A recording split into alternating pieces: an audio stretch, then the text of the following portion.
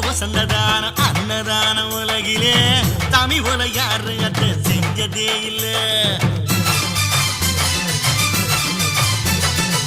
சூரியன் அணங்கிடுமே சாயங்கால பொழுதுல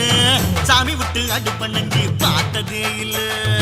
ஆட்சி பட்டை ஆட்சி செய்யும் ஊரு தான் இது